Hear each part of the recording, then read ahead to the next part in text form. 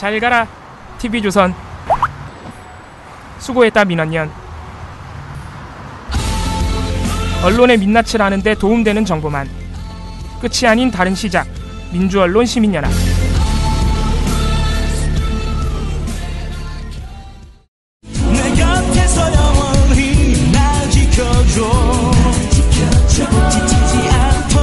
민원연 종편 모니터 편파 방송 특집. 네. 맨날 편파인데 네, 오늘은 진짜 편파예요. 아 진짜예요? 네, 오늘은 거짓말 치지 마. 맨날 편파였구만. 편파의 모든 증거를 저희가 수치로 증명했기 때문에. 그렇습니까? 예, 오랜만에 종편팀에서 양적 분석을 했는데 저희들도 하면서도 놀랬던 수치가 나와서 미디어 오늘이 통 우리 보고서 인용 보도 안 해주다가 오랜만에 또 인용 보도까지 해준. 아 그래요? 예. 물론 네. 또 숫자를 틀리셨지만은. 봅시다. 아무튼간에.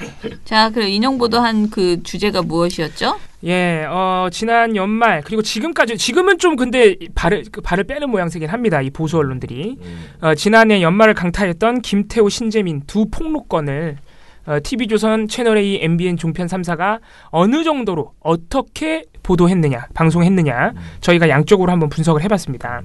짧게라도 정리해드리면 김태우 전 사무관이 아니죠. 수사관이죠. 김태우 수사관은 이제 청와대 특별 감참 반원이었는데 이분이 12월 14일부터 언론사 그리고 자유한국당에 이메일을 보내서 현 청와대가 정치인 및 민간인을 무작위적으로 사찰했다. 내가 그 업무를 맡았었다. 뭐 이런 주장을 했고 그리고 이제 12월 29일부터 신재민 전 사무관은 기재부 출신입니다. 이분은 청와대가 기재부의 국채 발행을 늘리라고 부당하게 지시했다. 이것은 국가빚을 늘리려는 국가빚을 의도적으로 늘려놔서 나중에 자기 문재인 정부의 치적을 좀 더 부풀려 보려는 시도이다라는 취지로 폭로를 했습니다. 그래서 그 이제 12월 14일부터 그러니까 방송이 됐으니까 15일부터 방송이 됐겠죠. 방송이 됐으면 12월 15일부터 신재민 폭로를 거쳐서 1월 4일까지 저희가 총체적으로 종편 3사 프로그램들을 한번 살펴봤습니다. 근데 이거 나올 때는 굉장히 뭐 큰 게 있을 것처럼 해가지고 예. 온 언론에서 떠들었는데 예. 지금 좀 조용한 것 같아요. 예, 이게 뭐 복잡한 사실관계는 제가 뭐 말씀드릴 필요는 없을 것 같고 두 건 모두 이게 청와대의 어떤 비위, 사찰, 뭐 부당 개입, 갑질 뭐 이런 이제 느낌이죠. 예. 그 사건들이기 때문에 사실 대단히 파급력이 있을 수 있는데 그래서 이게 방송과 보도가 엄청나게 많이 나왔어요. 근데 이 두 분의 특징이 뭐냐? 최초 폭로 이후에 막 엄청나게 많이 뭔가 있는 것처럼 말씀을 하셨는데 일단 최초 폭로 이후에 추가적인 폭로가 별다를 게 없어요. 별다른 게 거의 없어요. 거의 없는 게 없어요. 예. 없는 게 상황이다 보니까 이제 뭐랄까 화력이 좀 떨어진 상황이고 반론이 굉장히 많이 제기된 상황이고 이제 그 반론이 어느 정도 또 신빙성을 얻고 있는 상황입니다. 김태우 씨 같은 경우에는 이제 본인의 비위 행위로 감찰 및 수사를 받고 있는 입장이었고 폭로할 때가 그래서 이제 이거를 과연 양심 고백으로 봐야 되느냐, 내부 고발로 봐야 되느냐, 예, 의문이 갔었죠. 그게 이제 논란이 있었습니다. 신재민 전 사무관 같은 경우에도 이제 폭로를 유튜브를 통해서 했는데 이제 뭐 계좌번호를 노출한다든가 자기가 갈 것으로 예정돼 있던 특정 학원의 이름을 노출한다든가 이런 부분도 조금 의심을 산 바 있고 신재민 전 사무관이 폭로한 내용들은 그거는 청와대가 압박한 게 아니라 원래 그렇게 한다라는 예. 그리고 국채 발행을 지시를 했는지 안 했는지는 좀 더 지켜봐야겠지만 안 했어요. 결과적으로는 안 했으니까 또. 그래서 청와대와 기재부의 입장은 그렇게 논의하다가 결국 안 하기로 했다 이거거든요. 그래서 별일 아닌 거 가지고 난리다. 요런 이제 반론이 제기됐던 것이죠. 뭐 논의 과정에서 여러 가지 얘기가 나올 수 있는데 뭐 그렇게 된 거죠. 아무튼 뭐 상황은 그렇고 지금 현재 공은 검찰의 수사로 넘어갔습니다.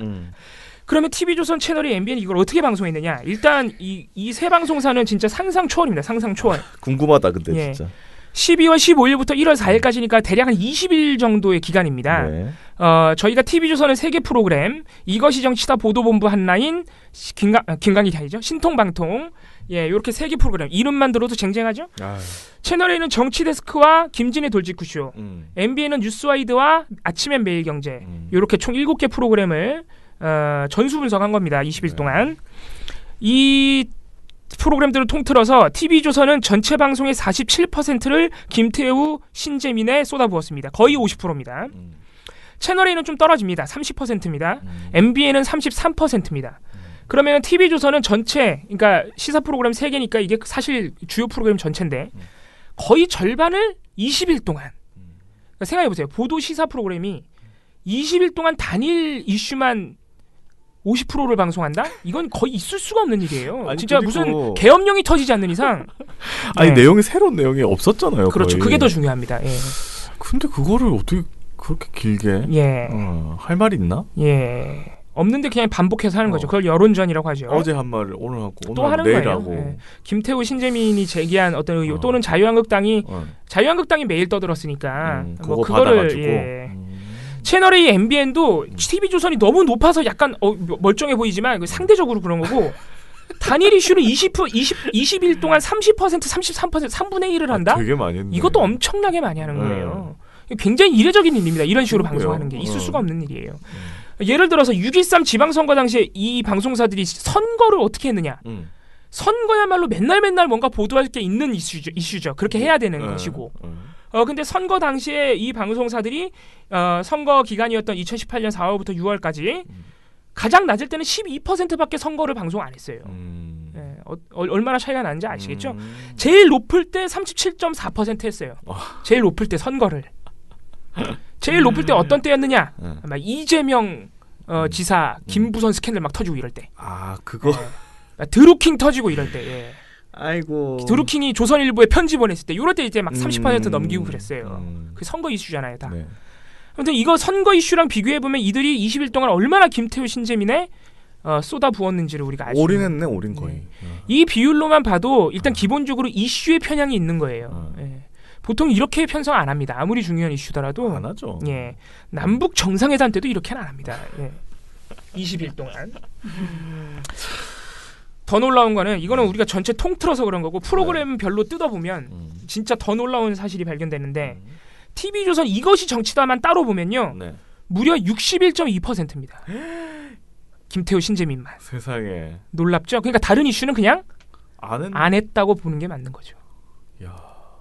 실제로 이 지난 12월에 김태우 신재민만큼 중요한 물론 분야는 다르지만 이슈가 많이 있었어요. 예를 들어서 12월 15일 날 이제 그 야당 대표들이 단식을 풀었던 연동형 비례대표제가 있습니다. 이거야말로 우리 정치 지원과 국민의 삶을 바꿀 수 있는 아주 중요한 개혁 작업이죠. 굉장한 일인데. 예. 그리고 12월 11일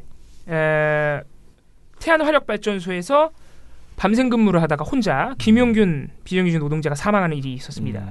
이것도 사회적 반향이 엄청나게 큰 일이었죠.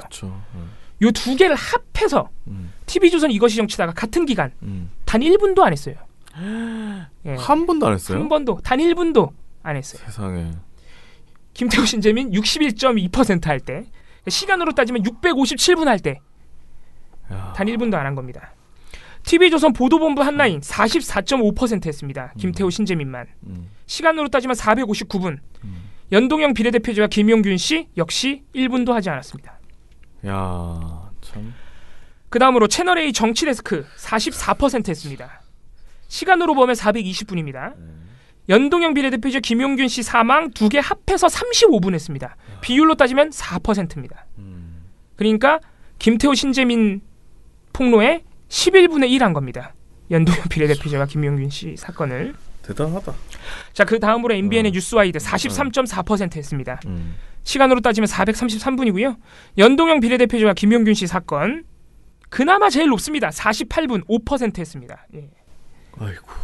역시 뭐 많이 좁아야 한 8분의 1, 10분의 1 수준밖에 안 됩니다. 그러니까 다른 이슈는 그냥 안 하는 거예요. 안 하고 이것만 한 겁니다. 아무튼 그래서 이게 이슈의 편향이 이렇게 심각한데 이거는 중요한 이슈의 중요도 이런 거를 떠나서 보통 이렇게 안 합니다. 안 하죠. 이거 굉장히 이례적이고 여론전 또는 선동전을 펼친다고 볼 수밖에 없는 수치예요. 이런 수치들은. 그렇죠. 그러니까 시청자로 하여금 김태우 신재민만 계속 눈에 보이게 하는 것이 이들의 의도인 거죠. 방송의 내용과 관계없이. 근데 문제는 이렇게 했는데도 별로 이슈가 안 됐어요. 얼마나 많이 죽었습니다. 네. 이렇게 열심히 만약에 지상파 있었으면 엄청났을 건데 지상파는 그렇게는 안 하잖아요. 이게 그러니까 이제 KBS, MBC 또는 JTBC를 포함해서 SBS도 마찬가지입니다. SBS는 이제 신재민 건을 가장 먼저 보도한 방송사라서 좀 여리긴 한데 그래도 SBS까지 포함해서 보도와 시사 프로그램을 통틀어서 김태호 신재민 안 해요. 그렇죠. 거의 그러니까 간헐적으로 새로운 소식이 있을 때 예를 들어서 김태우 씨가 누군가를 추가 고발했다. 이런 새로운 이슈가 있으면 보도하죠. 그렇죠. 예. 아니 있으면 하는 거 네, 맞는데. 있으면 하는 건데 안 하는데 평소에 이렇게 안 해요. 무슨 61.2%? 안 한단 말이죠. 예. 세상에. 아무튼 그런 겁니다. 네. 그런 차이가 있는 것이고 그리고 이들도 한 1월 7일 정도 넘어가면 이제 1월 7일이 어떤 시기냐면 김태우 건 같은 경우에는 이제 거의 진실 공방도 마무리돼가는. 왜냐하면 김태우 건이 1월 초에 들으면 12월 30일 날 어떤 일이 발생합니까? 김태우 폭로를 기반으로 자유한국당이 환경부 블랙리스트라는 걸 가져왔는데 그 피해자 중에 그 피해자라면서 녹취까지 확 깠는데 자기 당 사람이야. 뭐 이런 일이 있었어요. 김정주 씨라는 분인데요. 그리고 막 나도 블랙리스트 피해자야. 문재인 블랙리스트 피해자. 이렇게 막 나온 분들 보면 예전에 막 세월호 특조위 방해하고 막 이런 분들이에요. 막 직원 때리고 막 이런 분들이란 말이에요. 그래서 역효과가 나는 거예요. 역풍이 그렇죠. 불어버린 거예요.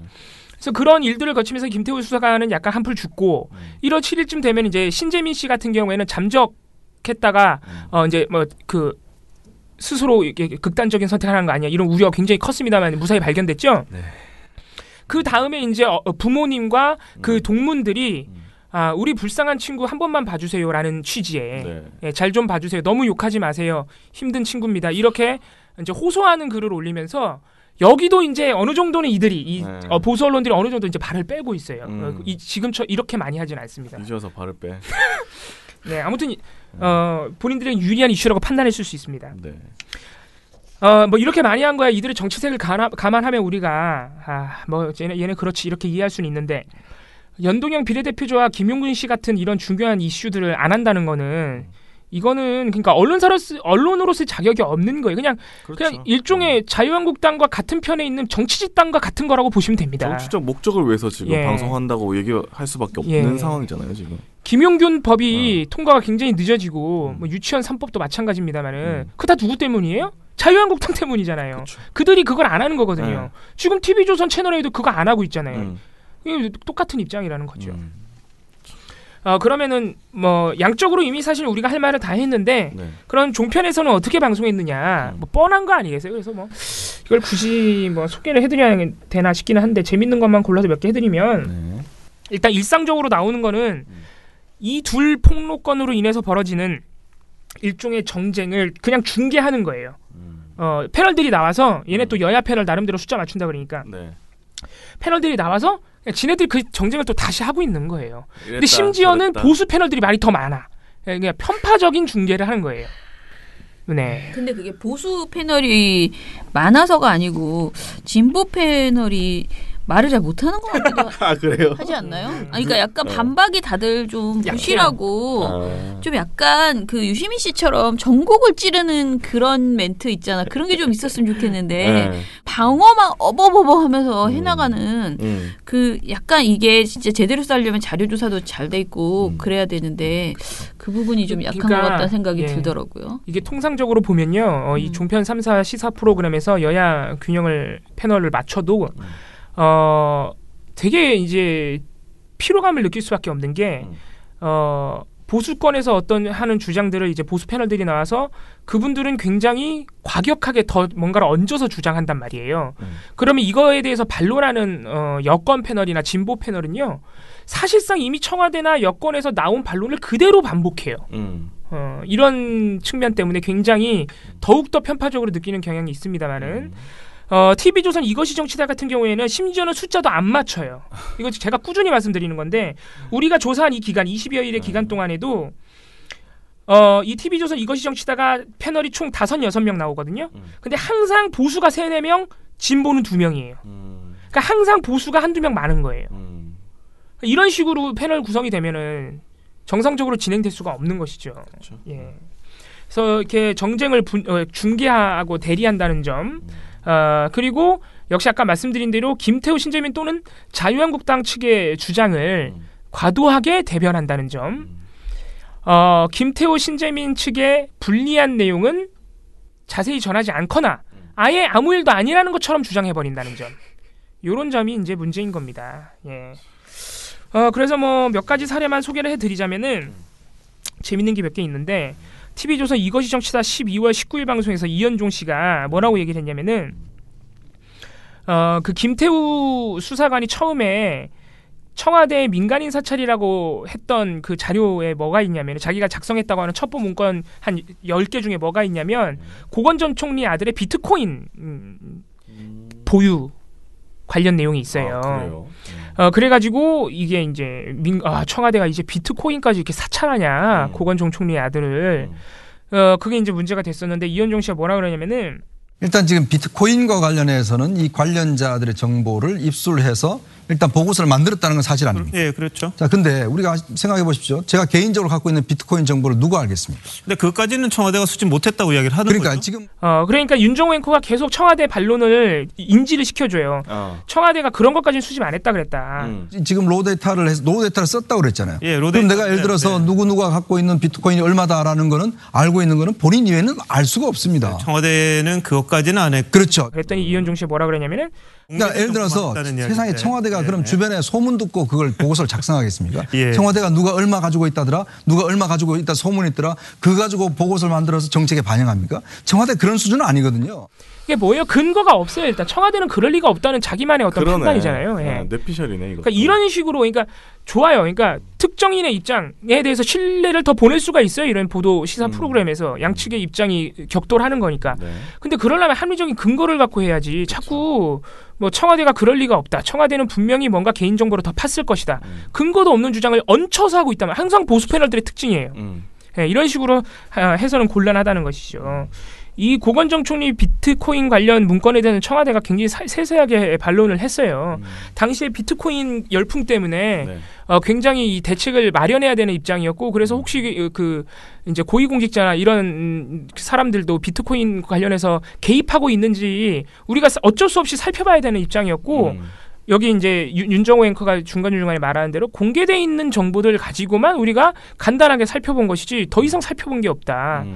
그렇게 이제 해명을 했던 것입니다. 그래서 윤정호 앵커는 이제 좀 왜냐면 심히 먹으면 안 되니까. 아무튼 그런 것입니다. 네. 별로야. 생각만 해도 그 웃으면서 기분 나쁜 사람마다 조금씩 다르잖아요. 근데 굉장히 웃으면서 부드러운 그 기분 나쁨을 주시거든요. 다른 사람과 다르게. 맞습니다. 네. 또 재밌는 것은 TV조선 이것이 정치다 1월 1일 방송에서 정오김 전 새누리당 의원이 나와서 뭐라 그랬냐면은 신재민 전 사무관의 폭로에 대해서 제가 생각할 때 이 숫자 굉장히 말이 빨라요 지금. 그리고 사실 이 진위는 이제 더 파악해봐야 되지 지금 속단할 일은 아닌데 네. 이 내용과 그 숫자라든지 또는 그 등장 인물을 보면 전혀 자기 머릿속에서 상상해서 말하는 거라고 저는 생각하지가 않고요. 예. 그러니까 숫자가 크고 말이 빠르기 때문에 신뢰할 수 있다는 거예요. 이상한 말을 하시는 게 웃기는 무슨 얘기죠. 말이야, 이게. 무슨 말이나 되는 소리 말이 빠르면 믿을만하다? 그러니까 그냥 믿고 싶은 마음이 있다 보니 여러 가지 이런 생각이 드네요라고 말하는 거 아니겠어요? 그러니까 믿고 싶으면 정말 괜찮아. 사람이 속으려고 작정하면요, 진짜 저기 물건 파는 사람들 하는 거 다 그럴싸해 보이거든. 그러니까 지금 자기는 여러 가지 정황을 봤을 때 그냥 이 사람은 진실을 말하는 거다라고 믿고 싶은 거지. 새누리당 의원이 오죽하겠습니까? 그러니까 그런 거를 자기 집에서 일기에다 쓰는 건 괜찮은데 이렇게 보도 시사 프로그램에 나와서 하면은 일기장에도 써도 안 돼요. 예. 아니 나는 오히려 이런 말을 하잖아요. 그러면은 앵커가 그게 무슨 말입니까 방금입니까 이렇게 나는 말해야 된다고 생각해. 오히려 앵커가 저 패널한테 의원님 아무리 그래도 말을 빨리 한다고 내용과 숫자가 뭐 있다고 해서 그게 신빙성이 있다 이렇게 그걸 누가 합리적이라고 보겠습니까? 라고 약간 되물어야지. 이거 김어준은 그런 말 하잖아요. 그냥 뭐 이상한데? 막 이렇게 얘기하고 누가 와서 말을 하던. 근데 만약에 왜 말을 안 해? 듣고 이상한 소리를 들어놓고도. 무슨 앵커가 이렇게 머리가 없냐고 듣고 이게 말인지 방구인지를 알고 그건 이상해요라고 말해야 되잖아요. 근데 그걸 안 해주잖아. 만약에 종편 진행자들이 김어준 씨처럼 진행하면은 사실 많은 부분이 걸러질 수 있죠. 그러니까 김어준 씨와 같은 성향을 가지라는 얘기가 아니라 이상한 얘기하면 그게 뭔 소리예요? 좀 쉽게 얘기해봐 이렇게 하든가. 예. 그런 식으로 하면은 그래도 안 돼요 종편. 안 돼. 패널 문제가 해결이 안 돼. 그렇게 안 돼. 한다 그래도 안 패널 돼. 문제가 해결이 안 되기 때문에 그리고 고성국 씨가 역시 요새 우리 민원연의 스타시죠. 고성국 씨가 이건 굉장히 사실 문제가 큰 발언인데요. 역시 TV조선 1월 이것이 정치다 1월 3일 방송인데 뭐라 그랬냐면은 이때가 어떤 날이냐. 신재민 사무관이 잠적했다가 발견된 날이에요. 예, 한 4시간 동안 이제 잠적돼 있다가 다행히 발견이 됐죠. 네. 그때 이제 막 발견된 직후에 막 하는 방송이었어요. 우선 그 한국당에다가 한 가지만 좀 요청할게요. 예. 그 신재민 씨를 빨리 만나십시오. 네. 뭐 지금 병원에 입원해 있으니까 어떤 절차를 밟아야 될지 모르겠습니다만 좀 적극적으로 움직이세요. 지금 내부 고발을 하고 정치적 압박에 못 이겨서 극단적 선택을 한 상태입니다. 다행히 생명에 지장이 없다 그러는데 이거 잘못됐으면 한국당의 책임이 매우 컸습니다. 빨리 움직이세요. 우선 좀 타이트하게 좀 네. 케어해라. 예. 제가 영어를 써서 죄송합니다만 네. 그런 말씀 우선 드리고요. 알겠습니다. 저는 신재민 씨나 김태우 씨가 폭로한 것은 이런 자신들만 알고 있는 그리고 쉬쉬하고 있는 이런 중요한 사실들을 국민들한테 알리기 위해서 폭로한 거라고 생각합니다. 그러면 이것은 정치 쟁점화가 되어야 합니다.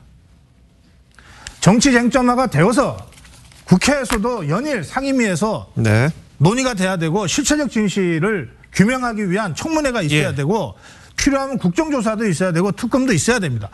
이들에게 되어서는 안 되는 것은 인신공격입니다. 네, 알겠습니다. 정치 공방 자체가 이들이 극단적 선택을 하게끔 만드는 게 아닙니다. 네. 이들은 그걸 원해요. 정치 공방을 통해서 실체적 진실이 밝혀지고 더 많은 국민들이 이 사실을 알기를 원하는 네, 겁니다. 네. 그래서 휘슬을 분 거예요.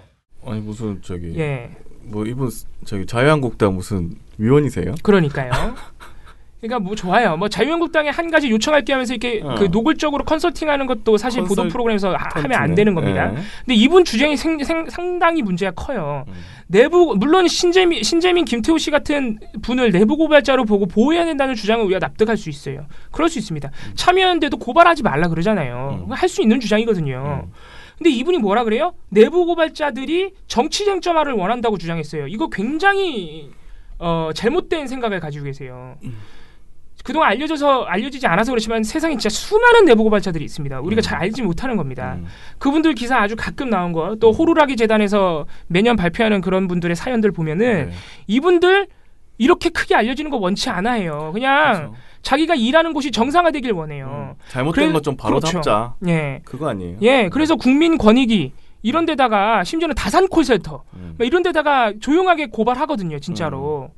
그런데 이분들이 왜 피해를 받습니까? 그런 데다가 신고를 해봐야 심지어는 그게 재판 넘어가서 다 사실로 인정이 돼도 그 긴 시간 동안 자기가 잘려요. 보호를 못 받는 거예요. 그러니까 우리가 국회나 정부가 할 일은 그분들이 보호받고 인사상 불이익을 받지 않도록 보호를 해주고 빠르게 그 상황이 사실로 인정되면 바뀔 수 있도록 도와주는 것이지 그쵸. 이거를 국회로 와가지고 한국당과 정쟁을 벌인다? 정치 쟁점화를 원하는 거 아니에요. 뭔가 단단히 잘못 알고 계세요 지금. 아니 정치 쟁점화를 원하는 사람도 있겠지만 차기 지국은 자유한국당하고 그건 그렇죠. 네. 이게 오히려 정치 쟁점화가 되면 지금 김태우 신재민 건처럼 오히려 상황이 악화돼요. 그렇죠. 이게 지금 TV조선처럼 방송을 하루 종일 61.2%나 이거나 하면서 어떤 일이 발생하냐면은 많은 국민들이 김태우 신재민 이름만 알지 이게 무슨 일인지 몰라요. 심지어는 이 사건의 관건이 뭔지도 몰라요. 아, 청와대가 뭐 잘못했나 보다. 역시 문재인도. 그냥 이렇게 되는 거예요. 그쵸. 어떻게 보면 이분들이 그걸 원하는 거예요. 그런 것 같은데. 네, 지금 관건은 뭐예요? 하나밖에 없어요. 청와대가 개입했느냐 안 했느냐 이거만 밝혀지면 끝나는 문제예요. 근데 이분들이 그 간단한 문제를 하루 종일 정치 쟁점을 하니까 그 본질이 오히려 은폐되는 것이죠. 그래서 내부 고발자들이 원하는 것은 절대로 정치 쟁점화가 아닙니다. 뭐 이외에도 많은 게 있습니다. 김태우 씨 비위는 별거 아니라는 식의 주장. MBN 뉴스와이드의 12월 27일 방송에서 서정욱 변호사. 과기부에 뭐 5급짜리 감사관 있잖아요. 예. 근데 그거는 청와대 특감반 6급이면요. 예를 들어 장차관들하고도 같이 상대할 정도로 좋은 자리 아닙니까? 예. 근데 이분이 잠깐 그 개방직 몇 년 하는 1급 물론 5급이니까 한 계급 올라가죠. 예. 이걸 이게 무리하게 로비해서 5급으로 가려고 할까? 상식적으로 보면 이게 청와대 특검반 6급이지만 예. 과기부 감찰관 5급보다 훨씬 낮고. 그런데 본인이 가려고 했던 것은 사실 그 로비 의혹이 변호사는 부인하고 있기 때문에 예. 따라서 저는 이분이 그렇게 로비에서 1계급 승진은 받지만 그러나 이게 공무원 오래 하는 거 아니잖아요. 감찰관은 3년 임기제거든요. 따라서 이 부분도 조사를 해봐야 되고요. 예. 이게 12월 27일이면은 김태우 씨의 비위 관련해서 대검찰청이 한 감찰 결과가 발표된 날이에요. 이 셀프 승진 시도를 포함해서 모든 것이 다 사실로 밝혀졌어요. 대검 감찰본부가 김태우 수사관에 대해 해임을 요청했습니다. 감찰 착수 한 달 만입니다. 감찰 결과 김 씨가 과기정통부의 사무관 자리를 만들고 이른바 셀프 이직하려 했다는 의혹은 사실이었습니다.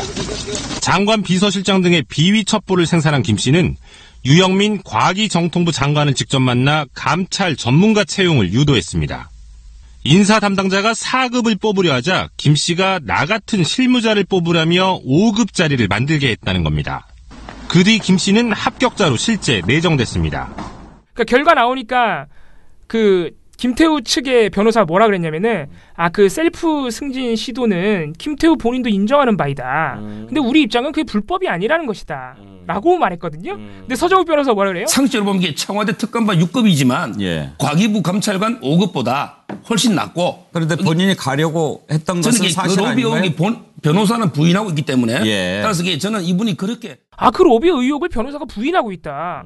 이분 잘 모르니까 막 말하고 있는 거예요. 변호사와 본인도 인정한 시도 행위를 자기가 아니래. 이거 얼마나 웃긴 거예요, 이게. 본인도 변호사시면서. 예. 그러니까 김태우 씨를 변호하려는 그 아주 강한 의무감에 김태우는 부인하고 있다. 근데 김태우는 시인했어요. 이거 다 촌극이에요. 저희 종편 시사 프로그램에서만 볼 수 있는 촌극이죠. 아니 이거는 허위 사실이잖아요. 허위 사실이에요. 참. 아무튼 이런 식으로 불리한 거는 축소하고 이렇게 정쟁 또는 자유한국당의 주장을 부풀리는 주장을 20일 동안 한 방송의 절반을 했다. 이렇게 보시면 되겠습니다. 굉장히 긴 걸 굉장히 짧게 퉁 쳐주네. 그지? 역시 우리 봉 씨는 말을 더 잘해. 네, 보고서 글은 상당히 긴데요. 말로 하니까 얼마나 핵심만 콕콕 짚어서 얘기합니까? 좋네요. 좋습니다. 네, 그러면은 저는 아무튼 충격적인 거는 이 퍼센트 비율인데 진짜 그러니까 이렇게 얘기해야 돼. 종편 보면 자유한국당이 미는 이슈만 나와요라고 그냥 사람들한테 얘기를 계속 해야 되는 거지. 종편에 나오는 방송이 세상을 전해주는 게 아니고 자유한국당이 화제로 만들고 싶은 이슈만 세상에 전해주고 있다. 그 정도면 뭐 자유한국당 TV죠. 그렇죠. 그러니까 이거는 그냥 고성국 TV 이런 거보다 그냥 제가 그랬어요. 고성국 TV하고 종편에 나오는 고성국 씨를 보니까 존댓말을 하느냐 반말을 하느냐 이 차이밖에 없더라고요. 그렇죠. 별 차이 없어요. 진짜 거기서 반말을 해요 자꾸. 그래? 막 PD가 앞에 있나 봐. 그러면 이거 좀 올려주고 막 이제 PD한테 막 이렇게 여기 자막 좀 깔아주고 막 이렇게 얘기해 방송에서. 그리고 이렇게 툭툭 반말을 해요. 이렇게 패널에게도 슬쩍슬쩍 반말을 하고 그런가? 뭐 이렇게 얘기하고 그리고 이제 화면을 잘 안 봐. 화면이 날 보이든지 말든지 신경 안 써서 내 할 말 한다 이래. 근데 종편 나가면 허리 딱 펴고 어찌됐든 근엄하게 존댓말 하면서 품위 있게 얘기를 하잖아. 또 이 사람이 저널리즘 토크쇼 제2에도 나갔잖아. 그럼 거기서는 더 점잖은 척하면서 객관적인 그 외피를 갖추려고 노력하면서 얘기를 하잖아요. 그러나 본질은 똑같다는 거지. 그 사람이 거기 고성국 TV에서 계속 하는 말이 우리 보수 우파가라고 계속 얘기해. 우리 보수 우파가. 근데 저는 그 마인드가 종편에서도 똑같이 되고 있다라고 생각해요. 모든 그 방송을 보는 사람을 국민이라고 생각 안 하고 보수 우파라고만 생각하고 있는 것 아닌가라는 생각이 너무 많이 들더라고요. 그래서 우리 이번 주에 시방 얘기를 안 하고 그냥 넘어가게 될 것 같은데. 네. 하세요. 지난 31차 안건이 뭐였냐면은 이제 결과가 나왔는데 그거예요. 유시민 씨가 방송한다 유튜브 한다 그러니까 TV조선 이것이 정치다에서 고성국 씨랑 서정우 씨가 네가 뭔데 유튜브 하냐. 유튜브에 물을 흐리고 있다 막 이런 식으로 방송했던 기억나시죠? 그거에 대해서 한 시민분이 뭐라고 의견 사유를 남겨주셨냐면은 진짜 촌철살인인데 아까 천혜님 말씀하신 거랑 똑같은 게 TV조선은 시청자들에게 보수의 시각을 강요하고 있다고 의견 사유를 남겼어요. 이거 정말 촌철살인인 거예요. 시청자들에게 그 시각으로 세상을 보라고 강요하고 있는 거죠.